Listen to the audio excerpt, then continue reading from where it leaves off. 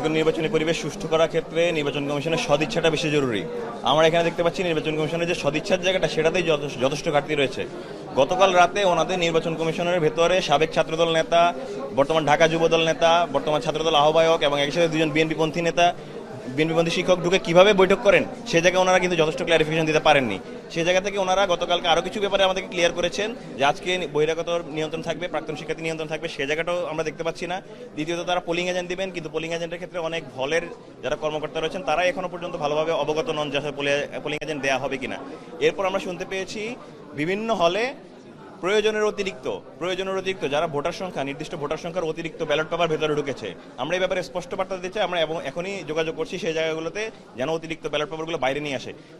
সার্বিকভাবে দেখা যাচ্ছে যে নির্বাচন কমিশন আসলে একটি ষড়যন্ত্রমূলক একটা পরিবেশ তৈরি করছে। আমরা অবিলম্বে নির্বাচন কমিশনকে আহ্বান জানাচ্ছি ওনারা যেন এই পরিবেশটাকে দ্রুত ফিক্স করে ফেলেন এবং নির্বাচনের একটি সুষ্ঠু পরিবেশ ওনারা নিশ্চিত করেন।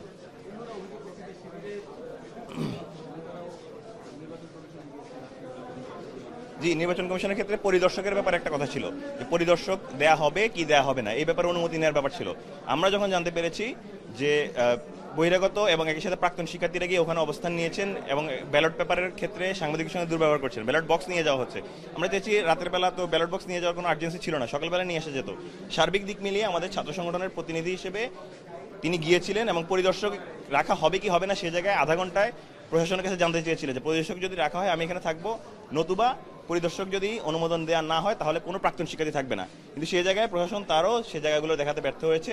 তারা আসলে যখনই জানিয়েছেন যে পরিদর্শক থাকবে না, তখন আমাদের যারা প্রাক্তন শিক্ষার্থী আমাদের দায়িত্বশীল রয়েছেন ওনারা সরে গিয়েছেন। কিন্তু এখন পর্যন্ত দেখতে পাচ্ছি আমাদের জায়গা থেকে আমরা রেসপন্সিবিলিটি যথাযথভাবে ফুলফিল করলেও বিভিন্ন ছাত্র সংগঠনে যারা রয়েছেন তারা কিন্তু তাদের প্রাক্তন শিক্ষার্থীকে এখনও অবস্থান করছেন এবং এখনও বিভিন্ন জায়গায় ষড়যন্ত্র করছেন। সেই জায়গা থেকে আমরা কোনোভাবে কোনো প্রকার কাভারেজ কিংবা কোনো রকম ভূক্ষেপ দেখতে পাচ্ছি না। আমরা খুবই উদ্বিগ্ন নির্বাচন কমিশনের আচরণে। আমরা চাচ্ছি নির্বাচন কমিশন অতি সত্বর তাদের দায়িত্বশীল আচরণে ফিরে আসুক।